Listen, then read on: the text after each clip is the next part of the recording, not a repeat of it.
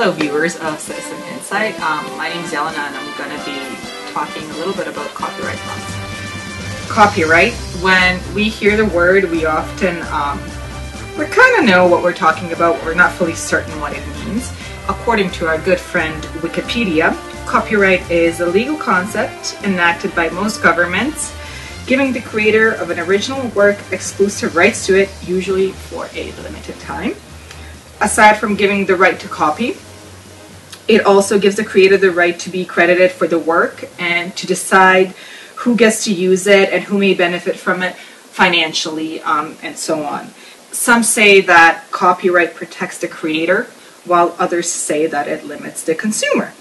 Copyright laws are easier to control and more justifiable to understand and accept when the product is not in a digital format. A controversial topic, especially with the bloom of digital technologies and online interactions and accessibility, many people have come to question regulations regarding digital and software copyright. You might remember a couple of years ago when we were all kind of terrified and a little bit of a panic because we were afraid that free information on the internet is no longer going to be accessible. And if you don't know what I'm talking about the SOPA and PIPA Acts. For those of you who are not familiar with SOPA and PIPA, they stand for the Stop Online Piracy Act, and PIPA stands for Protect IP Act. The SOPA bill was introduced October of 2011 by U.S. Representative Lamar Smith, and the intentions of this act was to expand the ability of law enforcement to fight online trafficking in copyrighted intellectual property and counterfeit goods. The law did not go over too well with most users of the internet, since it limited a lot of the rights that we've enjoyed but often took for granted. By sharing any type of material that was not originally created by their user will be considered legal, and the user can end up in jail for up to 5 or more years. This type of act would also limit some of our favorite sites such as Google, YouTube, and Wikipedia, since they are designed around the idea to share user-generated content. Now, I believe that there should be some copyright laws in order to protect the creator, but also to encourage altruism at the same time. The SOPA and PIPA bills, however, put a great limitation on our activity of sharing pre-owned materials. These limitations will result in us being less informed and, frankly, more angry, which we saw that was the case in 2011. The positive thing is that the collectivity of the masses will stand up to these limitations. While I do believe that the creator should be protected, I also believe that we can come to a compromise to repurpose works of art and promote free sharing for the benefit of education and information. Various ways to gain revenue. I don't think big corporations need to be worried about this because obviously they're getting a lot of revenue from advertisements and so on, so I don't think their primary revenue comes from copyright. We can sometimes justify using content sharing and remixing if our intentions are to educate and to inform and not to primarily gain profit or revenue from someone else's work. That wouldn't be cool.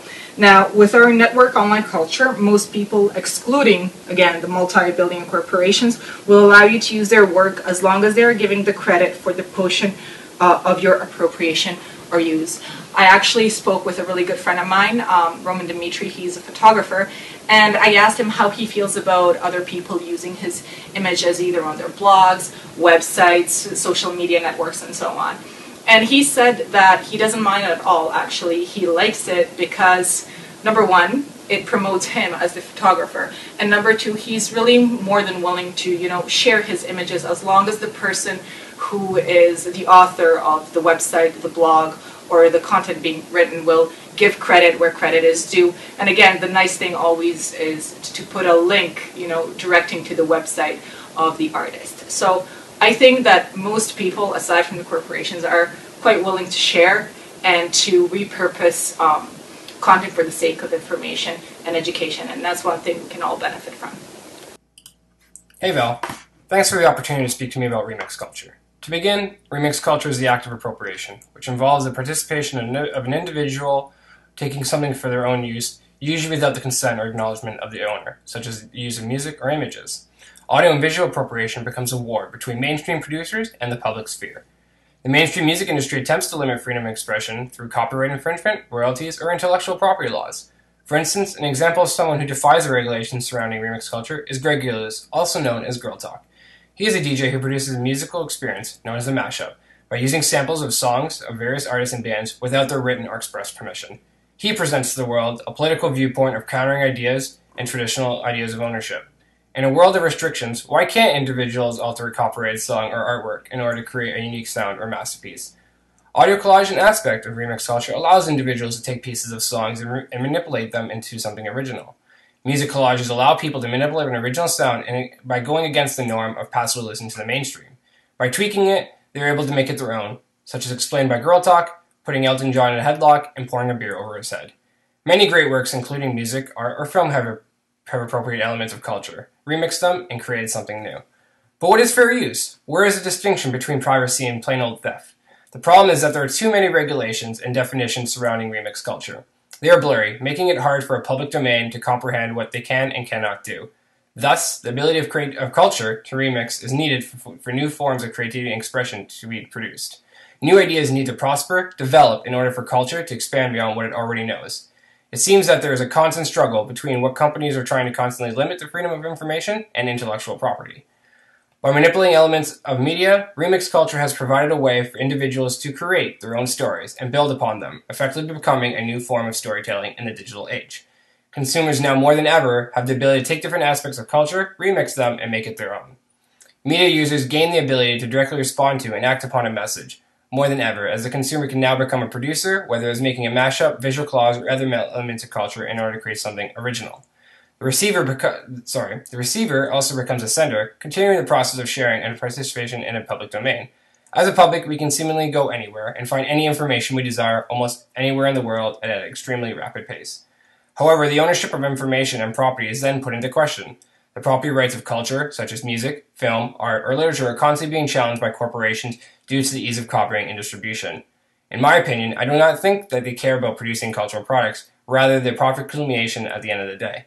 They want to be recognized and rewarded instead of improving the potential of ideas and information for the average citizen. We live in a world now where cultural objects themselves have become open to everyone. Life has become a remixable culture, or better known as a cut and paste society. Most of us have no problem with copying as long as we're the ones actually performing it. According to Everything is a Remix, our system of laws doesn't acknowledge the derivative nature of creativity. Instead, ideas are regarded as property, as unique and original, with distinct boundaries. But ideas aren't so tidy. They're layered, they're interwoven, they're tangled, and then when the system conflicts with the reality, the system starts to fail. I do not have an exact solution to this problem, but I'm willing to admit that this is problematic, not just for our society, but for the future, the public domain. The average citizen and creator alike need to come together to discuss the possibilities of copyright laws like CAS, SOPA, or CISPA can have on our society. There needs to be more organizations that offer tools and support, such as the Creative Commons, Electronic Frontier Foundation, or Adbusters to oppose limitations of remixing culture. It seems that media owners are stuck in the past and do not acknowledge the possibilities that remix offers. Like Brett Gaylor, the creator of the Remix Manifesto, explains, culture always tries to build on the past. But the past, otherwise known as media conglomerates, always tries to control the future. Thus, our future is becoming less free. To end off, I would just like to thank Citizen Insight for allowing me the chance to generate a response to a topic that has serious implications on creativity and the ability to exercise the freedom of speech in the near future. Thank you.